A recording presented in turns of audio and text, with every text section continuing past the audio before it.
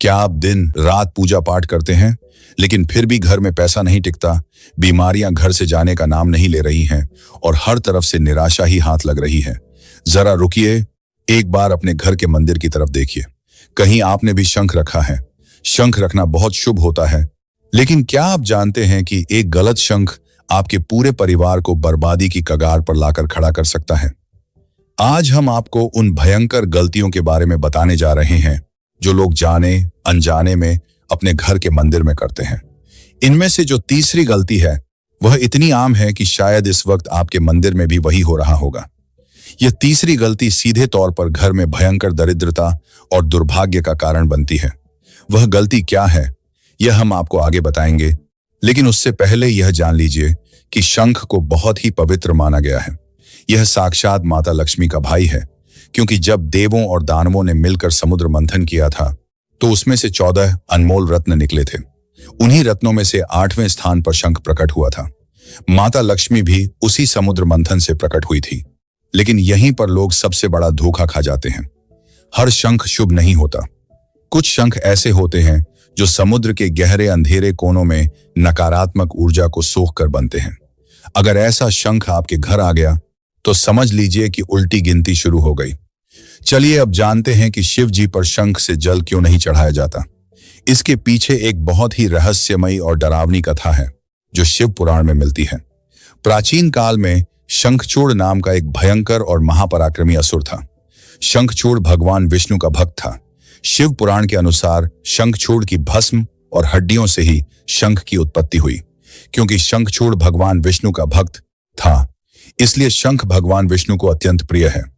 लेकिन क्योंकि वह भगवान शिव का शत्रु था और शिव जी ने उसका वध किया था, इसलिए भगवान शिव की पूजा में कभी भी शंख का प्रयोग नहीं होता। अगर आप अनजाने में भी शंख से शिव जी को जल चढ़ाते हैं तो यह आपके जीवन में भयंकर शिव अपराध को जन्म देता है, जिससे घर में अचानक मौतें और असाध्य रोग प्रवेश कर जाते हैं। अब आते हैं उस पहली गलती पर जो कई घरों में अक्सर देखी जाती है। क्या आपके मंदिर में रखा शंख खंडित है?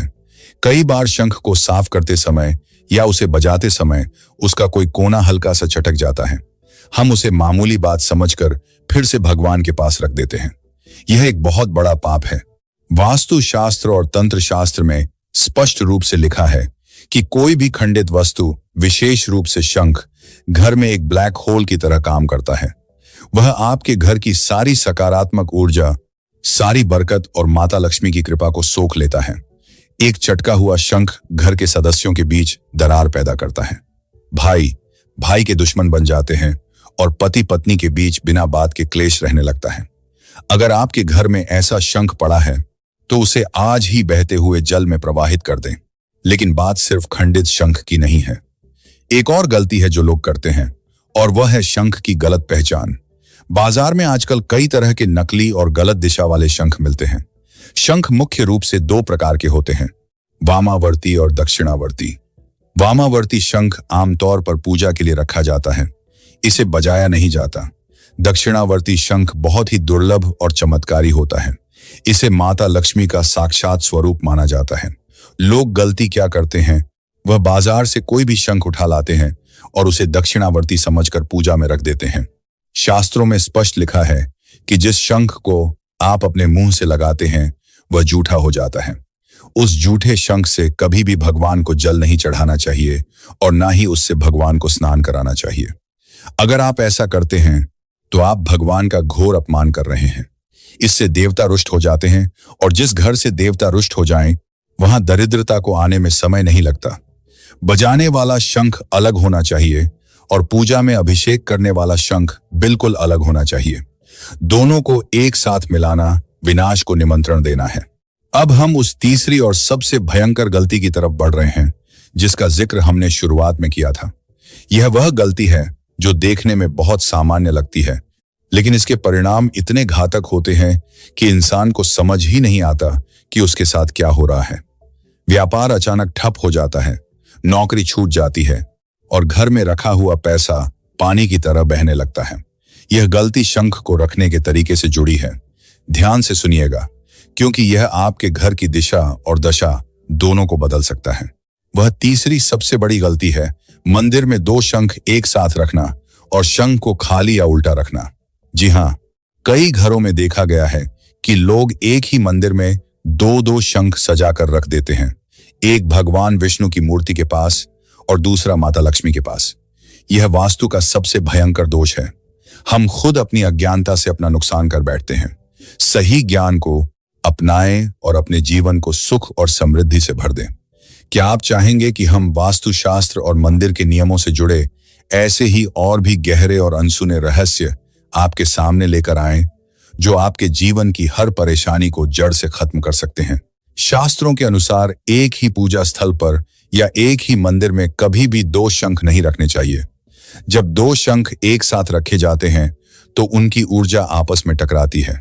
यह ऊर्जा का टकराव घर के वातावरण में एक ऐसा तनाव पैदा करता है जिससे घर में हमेशा बेचैनी बनी रहती है, रातों की नींद उड़ जाती है और परिवार के सदस्यों में एक अजीब सा डर और चिंता घर कर जाती है।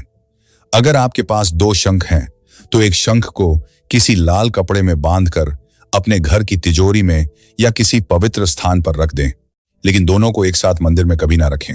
इसके साथ ही शंख को रखने का तरीका भी बहुत महत्वपूर्ण है। शंख को कभी भी सीधा जमीन पर नहीं रखना चाहिए। शंख का स्थान हमेशा एक विशेष आसन पर होना चाहिए। आप तांबे, पीतल या चांदी के स्टैंड पर शंख को रख सकते हैं। इसके अलावा शंख को मंदिर में कभी भी खाली नहीं रखना चाहिए। यह सबसे अहम बात है। खाली शंख घर में खालीपन लाता है।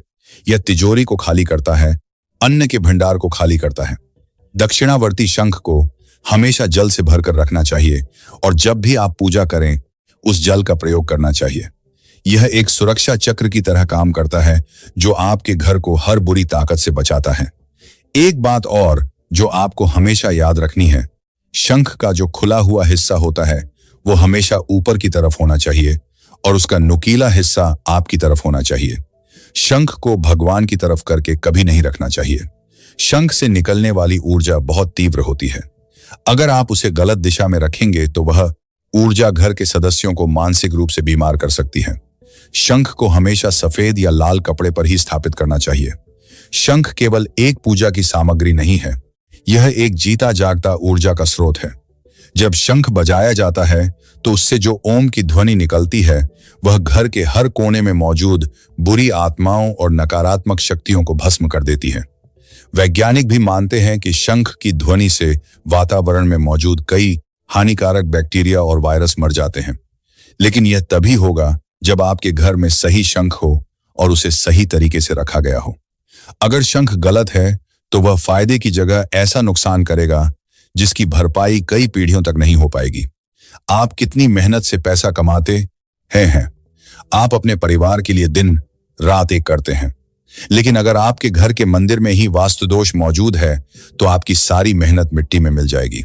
अक्सर हम देखते हैं कि कुछ लोग बहुत कम मेहनत करते हैं फिर भी उनके पास सब कुछ होता है, और कुछ लोग दिन रात पसीना बहाते हैं फिर भी दाने दाने को मोहताज रहते हैं। इसका कारण यही छोटी छोटी बातें हैं जिन्हें हम अक्सर नजरअंदाज कर देते हैं। देवी देवता हमारे भाव देखते हैं, यह सच है, लेकिन नियमों का पालन करना भी उतना ही जरूरी है। जब आप ब्रह्मांड के नियमों के खिलाफ जाकर कोई काम करते हैं तो ब्रह्मांड की ऊर्जा आपके खिलाफ काम करने लगती है। इसलिए आज ही अपने घर के मंदिर की जांच करें, देखें कि कहीं आपने भी तो जाने अनजाने में यह गलतियां नहीं की हैं। क्या आपका शंख सही अवस्था में है? क्या आपने उसे जल से भरकर रखा है? क्या आपने उसे सही आसन पर स्थापित किया है? अगर नहीं तो तुरंत इन गलतियों को सुधारें। शंख को गंगा जल से धोकर उसे पवित्र करें, उसे तिलक लगाएं, सच्चे मन से भगवान विष्णु और माता लक्ष्मी का ध्यान करें। आप देखेंगे कैसे कुछ ही दिनों में आपके घर का माहौल बदलने लगेगा। जो पैसा रुकता नहीं था वह टिकने लगेगा। जो बीमारियां परेशान कर रही थी वह धीरे धीरे दूर होने लगेंगी। घर में एक नई सकारात्मक ऊर्जा का संचार होगा और आपके रुके हुए काम अपने आप बनने लगेंगे। अध्यात्म का मार्ग बहुत सीधा है, लेकिन इसमें भटकाव भी बहुत है। सही ज्ञान ही हमें सही रास्ते पर ले जा सकता है। शंख की महिमा अनंत है। यह न केवल धन और वैभव का प्रतीक है, बल्कि यह हमारे मन को शांति भी प्रदान करता है। जब आप शंख की ध्वनि सुनते हैं तो आपके भीतर के सारे विचार शांत हो जाते हैं और आप सीधा ईश्वर से जुड़ जाते हैं। लेकिन इस चमत्कार को महसूस करने के लिए आपको शंख के नियमों का सम्मान करना होगा। एक बात हमेशा याद रखें, भगवान की पूजा में कभी भी जल्दबाजी ना करें। हर एक चीज, हर एक नियम का अपना महत्व है। क्या आप जानते हैं कि अगर आप शाम के समय गोधूली वेला में शंख बजाते हैं तो उसका क्या प्रभाव होता है? बहुत से लोग इस बात से अनजान हैं कि शाम की आरती के समय शंख बजाना कितना चमत्कारी हो सकता है। जब सूर्य ढल रहा होता है और रात का अंधेरा फैलने लगता है, वह समय नकारात्मक शक्तियों के हावी होने का होता है। उस समय जब आप शंखनाद करते हैं तो उस ध्वनि की तरंगें पूरे घर को एक सुरक्षा कवच में लपेट लेती हैं। कोई भी बुरी शक्ति, कोई भी किया कराया या तंत्र बाधा उस घर में प्रवेश नहीं कर सकती। लेकिन यहां भी एक नियम है, शंख को कभी भी रात के समय नहीं बजाना चाहिए। सूर्यास्त के बाद शंख बजाना शास्त्रों में वर्जित माना गया है, क्योंकि उस समय देवता विश्राम में होते हैं। अगर आप बेमौसम या गलत समय पर शंख बजाते हैं तो आपको देवताओं के क्रोध का सामना करना पड़ सकता है। तो आप समझ गए होंगे कि शंख कोई साधारण वस्तु नहीं है। यह एक बहुत ही शक्तिशाली और रहस्यमयी यंत्र है, जो अगर सही तरीके से इस्तेमाल किया जाए तो आपको रंग से राजा बना सकता है, और अगर गलत तरीके से रखा जाए तो राजा को भिखारी बनने में भी समय नहीं लगता। यह जानकारी सिर्फ आपके लिए नहीं है, बल्कि आपके पूरे परिवार की भलाई के लिए है। अपने घर के वातावरण को शुद्ध रखें, मंदिर को साफ रखें, और यह सुनिश्चित करें कि आप जिस भगवान की पूजा कर रहे हैं, आप उनके नियमों का भी पालन कर रहे हैं। अगर हाँ, तो हो सकता है कि इसका कारण आपके मंदिर में ही छिपा हो। आज ही अपने मंदिर की व्यवस्था को सही करें। भगवान कभी किसी का बुरा नहीं चाहते, हम खुद अपनी अज्ञानता से अपना नुकसान कर बैठते हैं। सही ज्ञान को अपनाएं और अपने जीवन को सुख और समृद्धि से भर दें। क्या आप चाहेंगे कि हम वास्तुशास्त्र और मंदिर के नियमों से जुड़े ऐसे ही और भी गहरे और अनसुने रहस्य आपके सामने लेकर आएं, जो आपके जीवन की हर परेशानी को जड़ से खत्म कर सकते हैं?